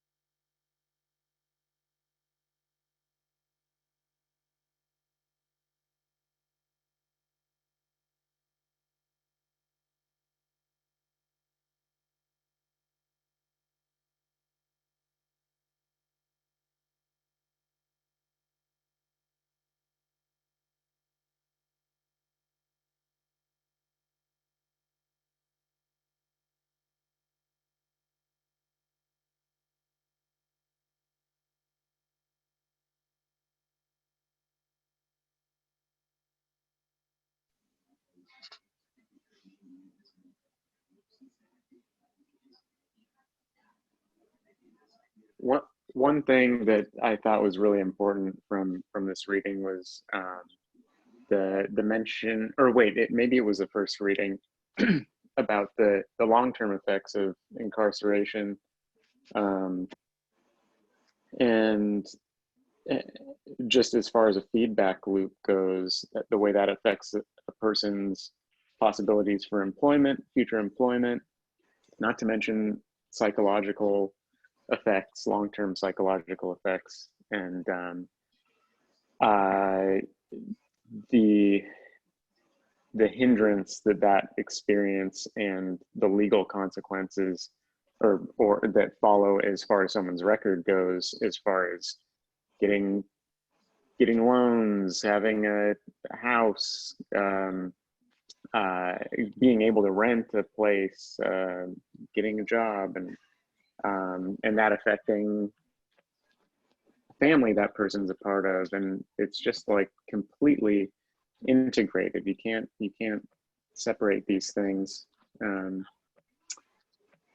So yeah, it just as far as looking at all these problems with the lens of the connections between, you know, abolition of, you know, concentrated incarceration, I guess, or mass incarceration, as well as the police, and thinking about what it means to make communities and individuals whole. I don't know. I'm kind of rambling, but that's what I was thinking. Thanks.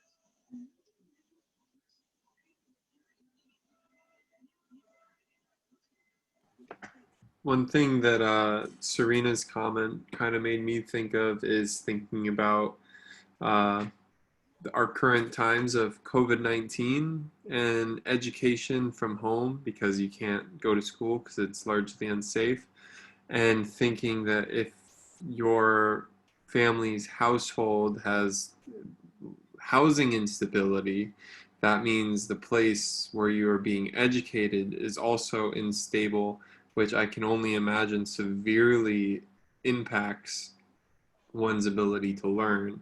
And I think that that also is going to have some pretty serious feedback loops in the future, you know, of people that are falling behind in school right now. And with education, that it's probably going to also perpetuate this feedback loop.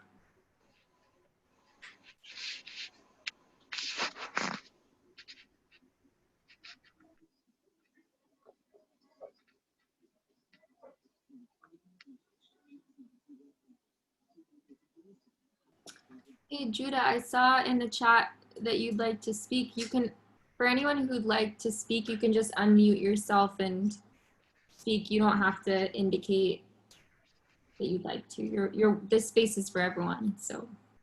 Thank you. Hello. So pleased to join you this evening. I'm based in London, and having embroidery in your title really attracted me because this is a difficult subject and we have our own problems here in London. Sometimes when you join people from abroad, it helps to focus the mind on some of the most important issues, most important structural issues. I think in response to the question, part of the feedback loop is how people who are caught in the cycle of incarceration are perceived by those who have not experienced it, or by communities who have not experienced it. And I think for those who are not touched by the cycle of incarceration in their communities, there can be a real sense of overwhelm and not knowing how to deal with it, but also a distance from those communities because those communities tend to be represented in the media as frightening. So we're afraid of those communities and those communities therefore become more and more isolated and more vulnerable. And I think that it's that part of the feedback loop which is debilitating when it comes to galvanizing real support around abolition, because I think people are genuinely scared that to thinking they need the police to protect them because the news media is capable of highlighting increasingly heinous crimes in order to keep us frightened. So I think part of the feedback loop, the dangerous part, is isolating people to the point where they become invisible in the system. Thank you.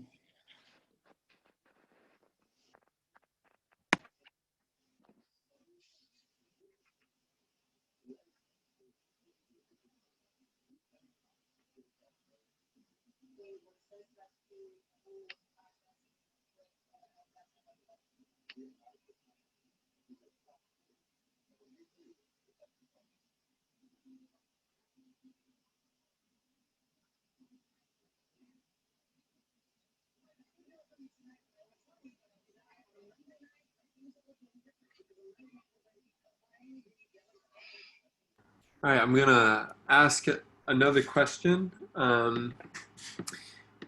Bansu writes, quote, through divestment and seeking safety and accountability without relying on the state's systems that harm us, a world without prisons and police is possible.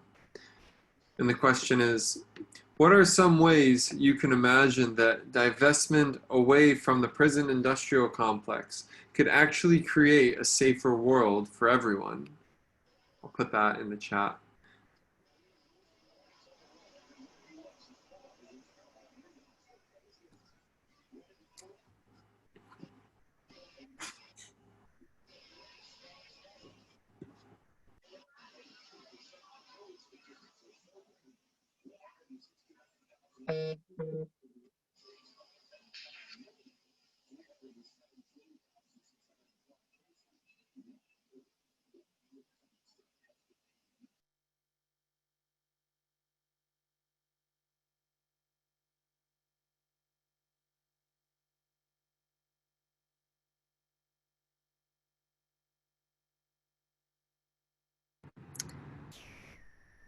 I kind of have a response to the question, if it's okay to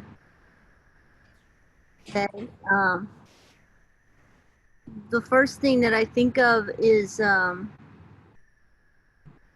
for folks who are suffering with mental health issues and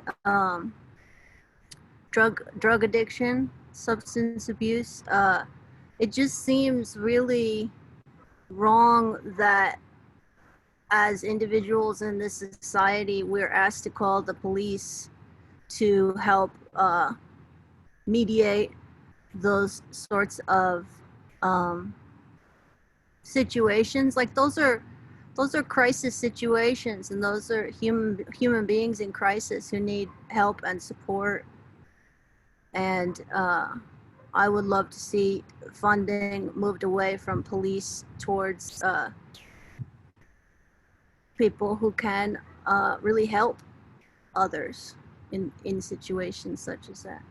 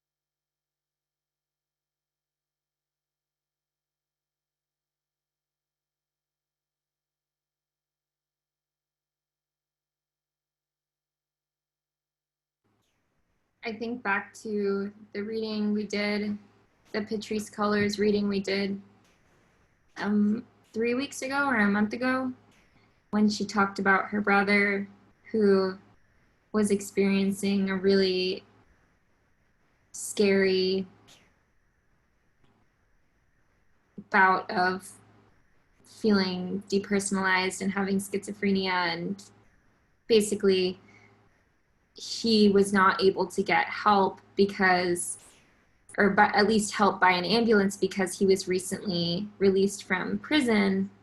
And that experience for him of when she called the police thinking that that would be the next best option, or just the next only option, not even best, he was like, you know, terrified literally for his life, and it sent him into like such an intense state of fear that she actually had to ask the police officer to leave.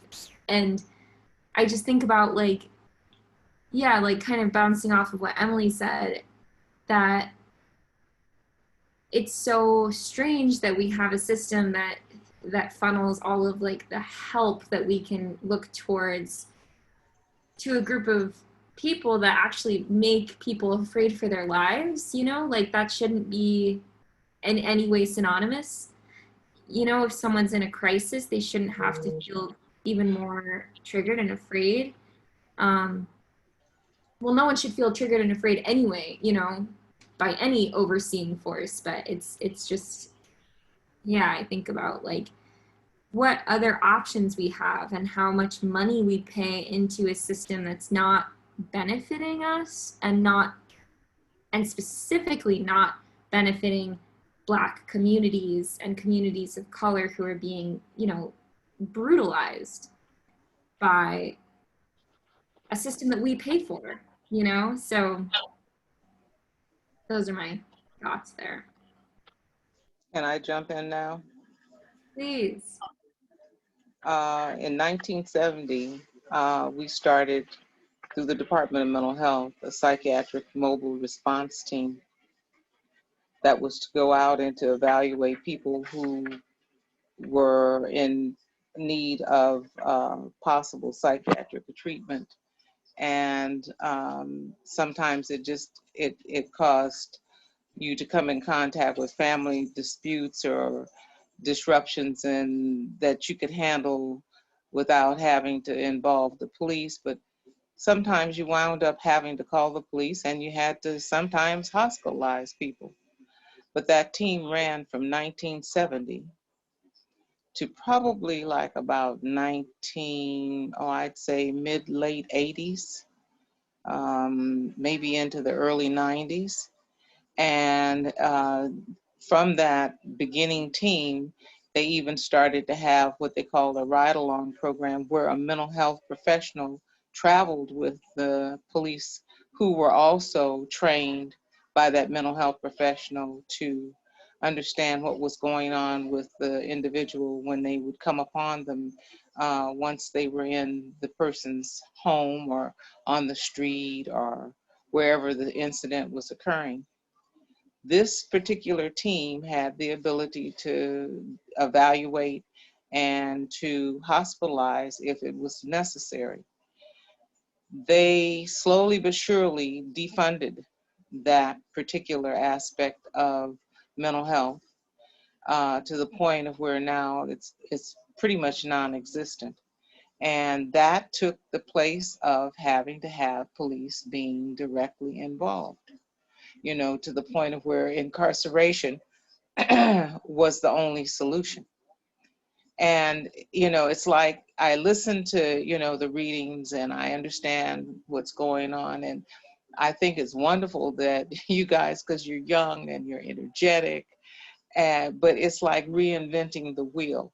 When they start talking about defunding the police department, they don't have to defund it. They just need to rechannel it so that they can reestablish what already had been in place and worked and did a lot of intervention so that the person ultimately did not have to be incarcerated, or either that they would do something even more heinous. You know, it would escalate to the point of where it could and would be a serious incarceration. I don't understand that. It's already in place.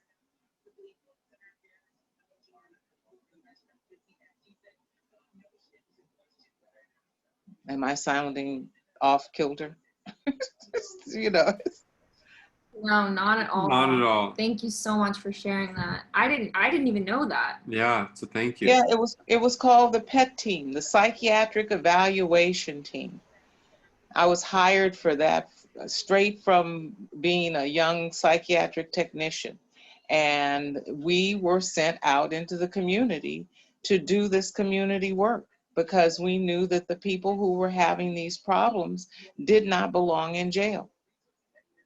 And we prevented a lot of problems happening. Sometimes you can't, you know, ultimately stop the rolling wheel when it's something that's just that out of control. But you know, I think it was a good service for the community. And the families then began to trust us so that if they saw the individual in their household was starting to, you know, go back into their mental health issues or stop taking their medicines, the family then had a direct connection before it got to the point of where the police had to be called.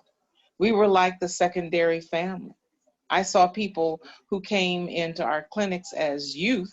They were 18, 19, 20, and I saw them have children. I saw them, you know, you see them grow up. We grew old together, and we stopped a lot of that constant back and forth into the hospital. But like I said, they defunded us. They didn't see it was worthwhile, and that was the end of that. Do you have any clue why they defunded the program, other than they just didn't see a point? Well, mental health is always generally the first thing that gets defunded, whether it's within the outpatient clinics, whether it's within the hospital settings. They started to have scarcity on beds.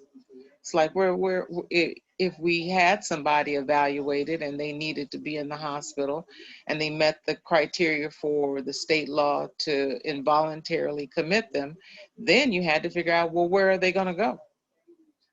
You know, if you cut back on the bed space, then where is that individual going to go? So, you know, it gets to be dollars and cents. They pay, and the person who pays is the patient. It's the person who pays that's the incarcerated person. Wasn't that part of Reaganomics in the early 80s? Reaganomics was a part of how I wound up getting my first job.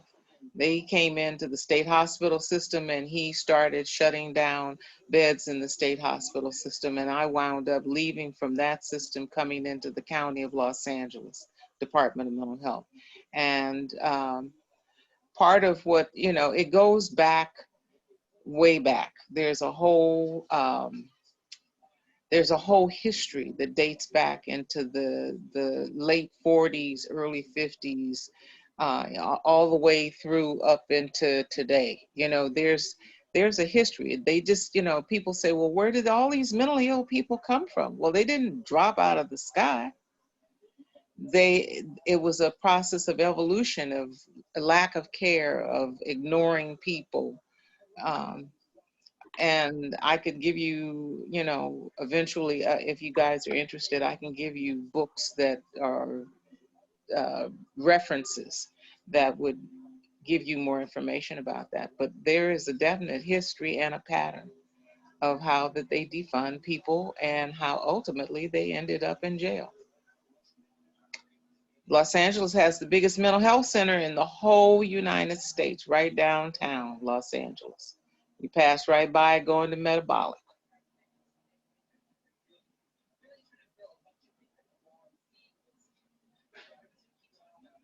Thank you so much for sharing. Yeah, thank you, B. I would love to hear or see any of those books, and maybe All it would right. be interesting for us to talk about another series. All right. Thank you, Lee, No problem. sharing your experience. That's what happens when you're an old dinosaur. Got so much knowledge to share. I'm glad to hear from you. Yeah.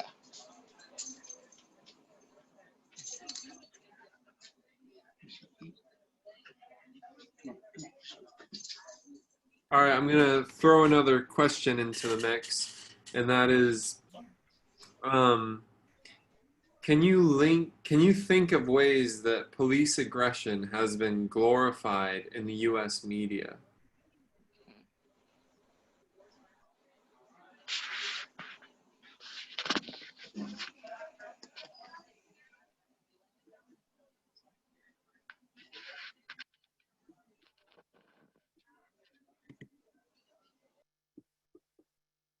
That one's almost too easy. Yeah, about 1 million TV shows and movies, and I mean, police aggression, particularly. Well, yeah, TV shows and movies. I don't know. I don't watch them, but The Shield. Yes, cops. Okay, I'll stop talking now.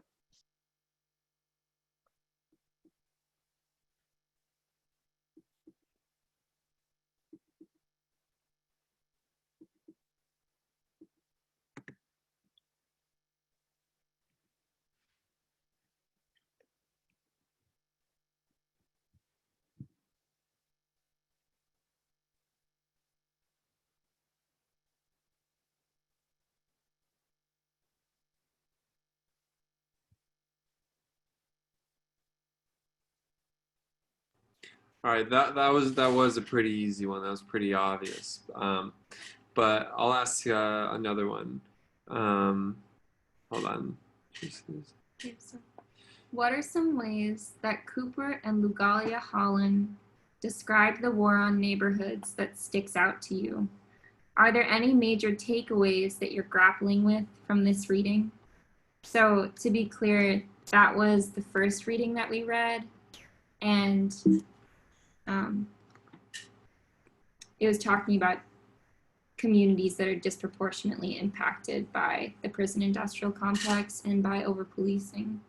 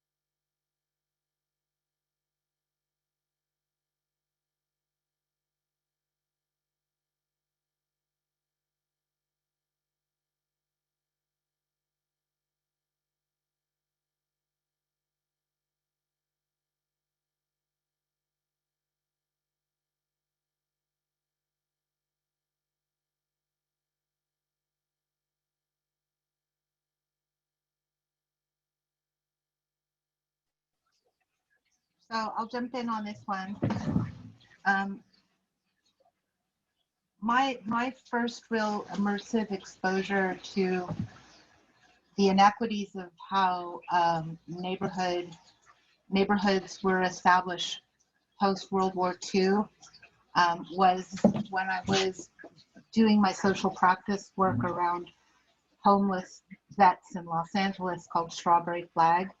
And the demographic that I really came in touch with for the first time was the Black population that got to Los Angeles once they got back from military and couldn't fit back into their communities, and found that being unhoused and being in Los Angeles made a lot of sense for a lot of people, and then ended up in treatment through the Veterans Administration and endless cycles of processing people into addiction treatment and then on the streets again and back. And I don't think I realized what a slippery slope it is to not have access in the US to home ownership, and how disproportionate people who, it was when people came back from war after the Second World War and white people were offered free education and Black people were not, and white people were offered very lucrative ways into buying houses and Black people were not, and Black people who were coming back from the military got basically locked into inner cities, and white people became kind of suburbanites. And then the police state started to really focus in on inner city crime, and Reagan and put together his fight on drugs, and the whole thing just was like cannibalizing the inequity of not having home ownership. So my experience with this is that I think that the only way to really move forward is to consider it a human right in this country to move towards a basic living wage for everybody, and a right to health care and a right to a free education. The only way to really make a real opportunity at leveling these fields is to actually make the infrastructure of life itself equitable from here on in.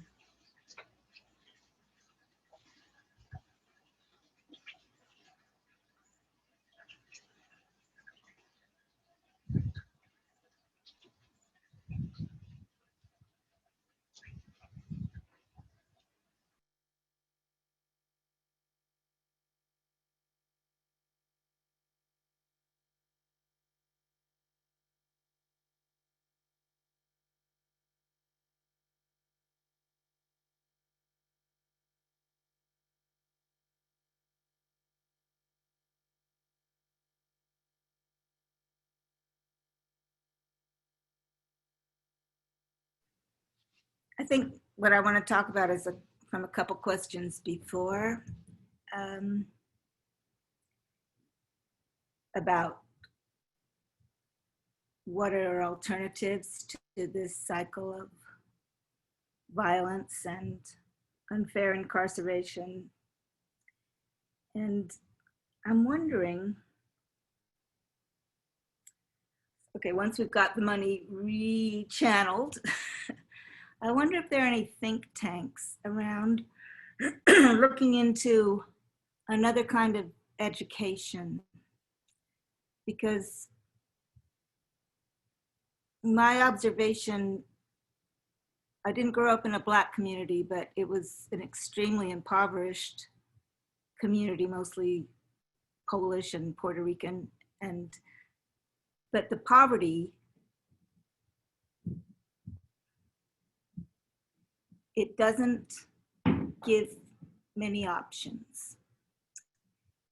I could see people around me. I had a different umbrella because my mother was a wild and interesting woman, but I could see and feel the kids around me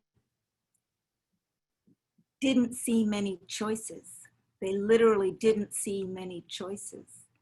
And I'm wondering, maybe this is something already in existence too, that this trying a new approach to an education that includes hands-on connection to other possibilities that aren't drug dealer whore, you know, that because you can feel the lack of volition and movement, the ability to move into any other kind of world than the one that is got you caged down. So it seems like that would be an important line of inquiry and action to bring people who have been caught and captured in that cycle some avenues of here's another possibility, you know, just to something hands-on, some kind of, I don't know, internships, paid internships, something that opens up the world, because that, and I only know from poverty, not Black experience, which is like poverty times 10 from all I can see, that people don't feel they have many options. And so an education that brings in some options.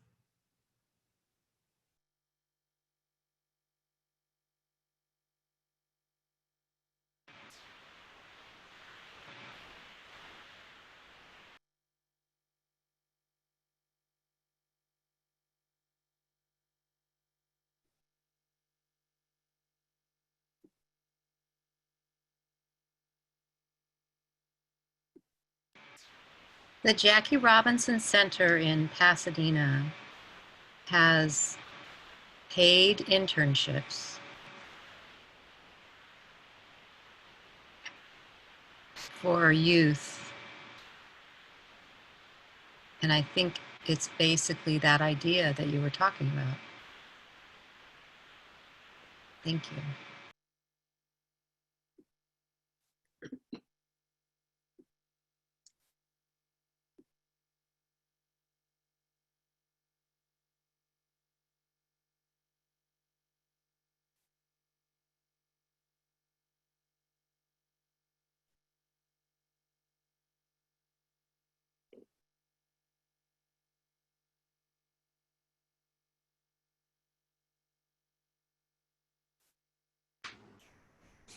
Thank you all so much.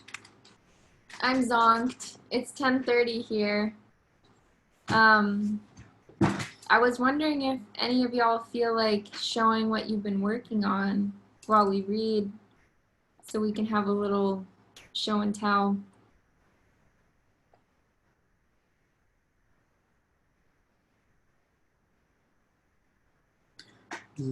Ooh, Emily Emily, that's beautiful. and Joan. Yeah, that's amazing. Keep it up there. Nice work.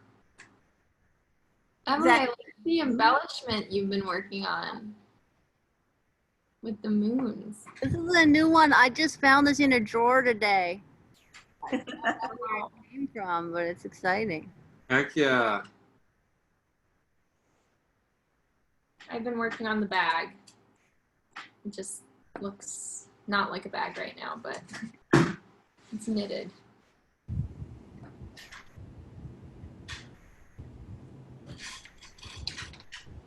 Here's my little onion. Nice. Nice. It also looks like the earth.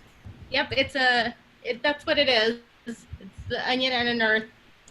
I think Anissa has the same pattern. It's beautiful. So this is my first finished flower ever. Wow. Beautiful. Wow. Can you hold it up closer? Pretty. Poppy. Yeah. Beautiful.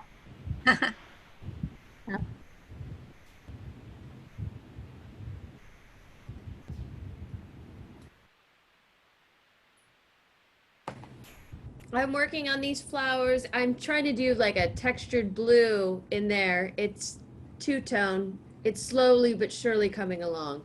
Looks amazing. Great. Very beautiful. Wow. Love it. Lovely.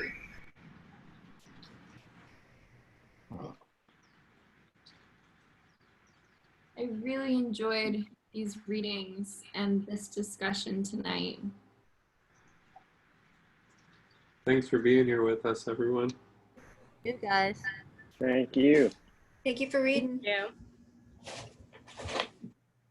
Good night, everyone. Good night. Good night. Thank you. Good night. Thank you, everybody. Good night. See you. Nice. Thank you.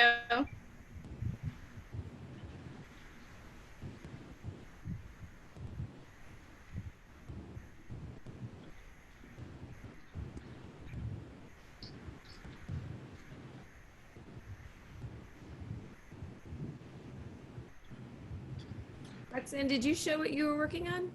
No, do you want to see it? Yeah. Yes. Oh, wow. That's the horseweed? Yeah. It's beautiful. Are you doing like a pattern within the green? Let me see. Hold it for 1 second. Let me pin it and see if I can get it bigger. Wow. That's beautiful. Is this your second one, Roxanne? Yeah.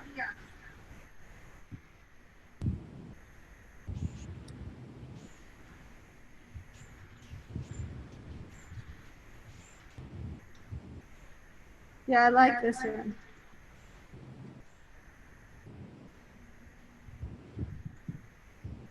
Yeah, I did the mule fat, which was similar to it, in the same kind of shape. Uh-huh.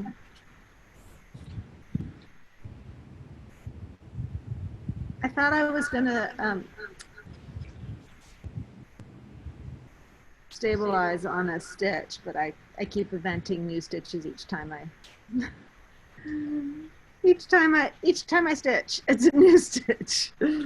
I keep saying that I'm gonna try to learn a new stitch, but then I get caught in my like pattern and just I can't break out of it. I'm enjoying creating like textures through the color, as opposed to like the texture through a different stitch. Yours is gorgeous. Thank you. It's very relaxing.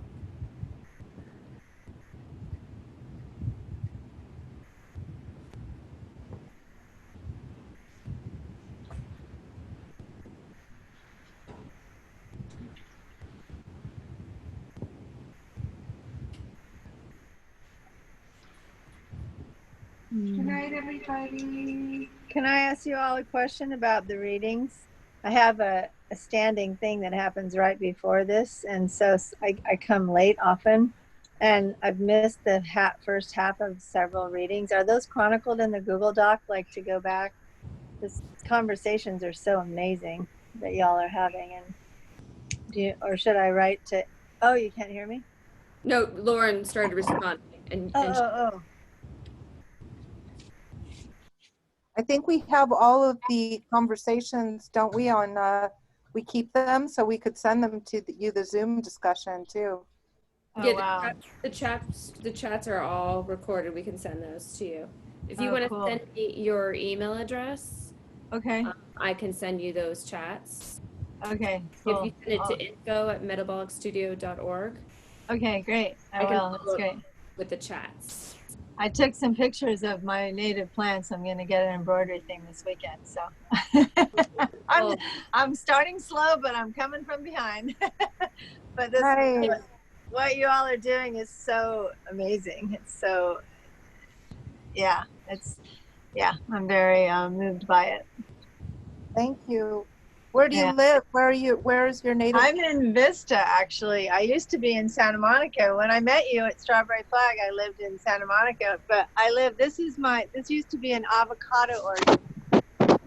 My great-grandparents lived here when I was 5 years old, and I just moved back.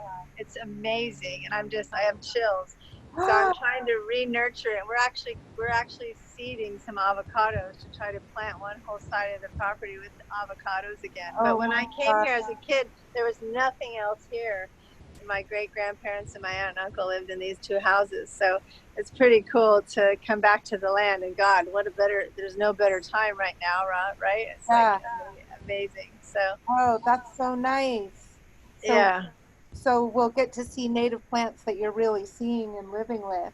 Exactly. Yeah, it's interesting to find the ones that are, and as compared to the ones that people brought here. I actually met. There's you might know about this. Oh God, what's the name of it? There's a native plant nursery in Valley Center that's all about, like, they have this huge in North County, San Diego, and this huge, I don't know how many acres, but they're just growing and regrowing native plants. That's their whole thing they do. So I'm going to go over there and check it out and see. I learned about him from this work I do on a reservation here that has, of course, all native plants. But yeah, so. What reservation is it? It's San Pasqual, which is a Kumeyaay, and there's a project there that I'm on the board. It's called Indigenous Regeneration. It's actually, when the question was being asked about where can a new kind of school, it is actually, I came into it from friends I know from Kiss the Ground. You know about Kiss the Ground? Yeah, so I went to one of their things in Topanga and met these folks, and they basically have a 6-acre portion of the reservation, and they're completely redoing it with all native plants. And the youth from the school at San Pasqual Reservation are coming in to learn it all and do it all, and learn not only the planting with the food forest, but also how to do solar and wind and create their own completely off the grid regenerative plot. Because when they turn 21, they each get a small spot on the res. So it's pretty evolutionary. It's been pretty awesome. Yeah, it is awesome. Can I ask you a question about what you were talking about Strawberry Flat? Sure. So I came there twice, and one time there was some black farmers there.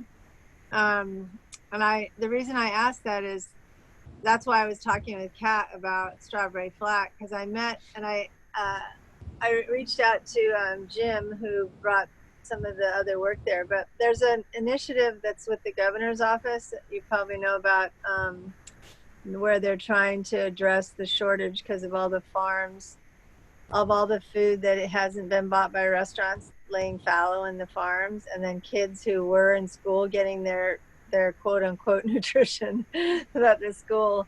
So anyway, they're trying to fill that gap. And so Kat is building this called Growing the Table of advisors and folks that can bring in Black, brown, and indigenous farmers, and just to try to do exactly what you were just talking about, like rebuild the new system. So I was remembering that there were some Black farmers at Strawberry Flat, and thinking, wow, how could I track them down, you know?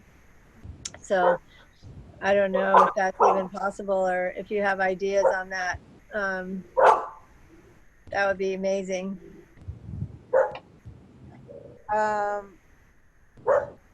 You mean Black farmer who worked on the project and who was a vet? Or Black farmers in general. I mean, what I'm trying to help Kat do is identify where there are existing Black, Latino, and indigenous farmers in California that can be plugged into this initiative, as they're trying, so that at the same time as getting food to folks and getting the produce off the ground, that the imbalance of who's actually getting supported in these initiatives at the state level is shifted at the same time. So bringing, so just Black farmers in general. Yeah, I will ask in my network, and I'll be here next week, and I'll see what I can find out. Cool. Sounds good. The only network that I know about in Los Angeles are Latino based, like South Central Farm. Yeah. And then I know, sort of Ron Finley, who is a Black urban gardener, kind of artist, cultural figure, for sure. Great idea. But I would also check into a museum called the Underground Museum, which is kind of a focal point, a focal center for the Black community, and they may have networks of Black farmers. Great idea. But it's a good question, and I'll see if I can find out more for you. Thank you. That's so great. What a great idea. And also, I met the gentleman, I can't remember his name right now, who is not who started it, because I know he isn't there anymore, the Underground Museum, but who's actually curating it now. And they have a lot of obviously cool art things there, as you're well aware. Yeah, that's another, like bringing art and nature and social thought together. Lauren, you're like one of the people who's eons ahead of most people in this when I look at your stuff, but other people are starting to do that in a profound way, and it's really nice to see and experience. Yeah. Well, thank you so much. And I really, I think that's a really interesting question, is sort of getting networks of Black growers together to work on government-sponsored projects. And yeah, I'll see what I can find out. Yeah, and a training, like, if there may not be a lot of Black farmers, but there could be. I know Ron Finley. I do know about him. Yeah. A lot of it again is this like trauma connected to slavery too, and plantation life, I think. Oh, right. Exactly.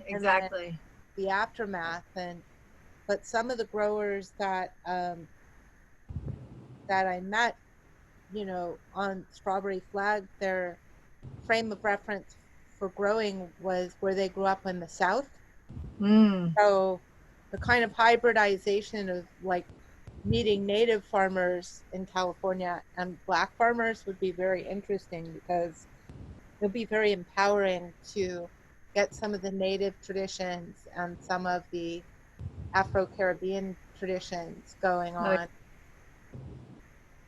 Beautiful. But yeah. Siloed, groups get siloed in their own, areas. So it's hard to find networks of like native Latino Black farmers. I haven't found that yet.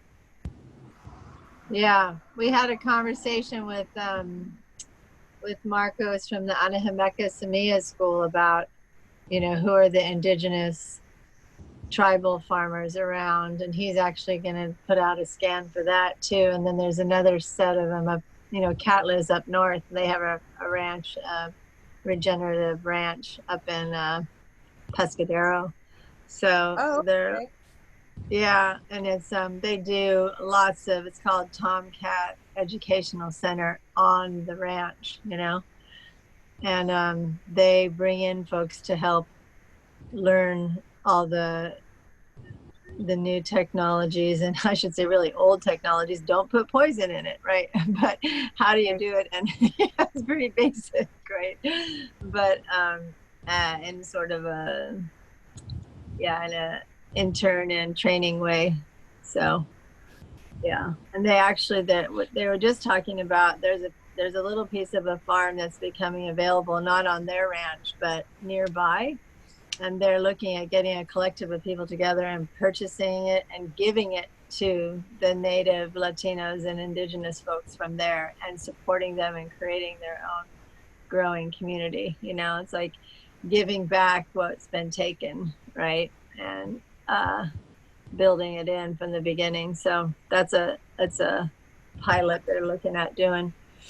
But I'll put I can get a couple of links and send them to you next week or whenever, if that's of interest. There are also a lot of Black farmer networks on Instagram. Where? Now my dog started responding. That's funny. I'll mute so I can hear you say what you're saying.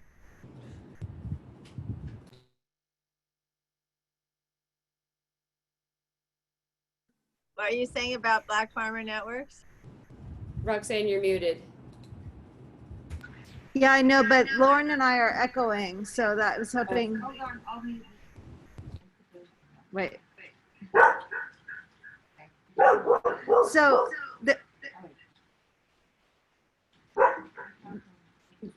yeah.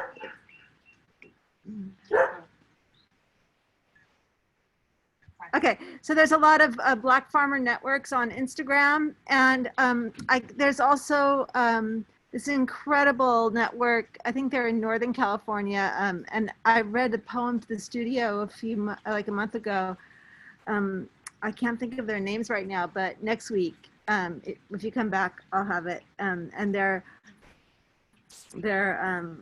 poets and gardeners, and it's just an incredible network. So yeah, next week.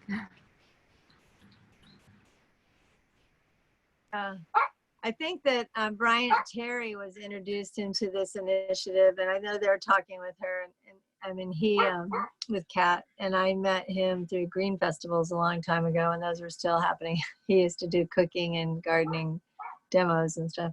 So thank you. That's great. That's exciting. All right. Well, thank you so much. And I will send you, Jen, a note to try to get, because the readings have been so amazing. And I also want to share them with my mom, who's a, original, she was an intern for one of the original civil rights workers in the South, and is very interested in all this too. So have a great weekend, everyone. Thank you. Thank you for joining us, and we'll see you next week. Yes, my honor. Thank you. Oh, you're muted.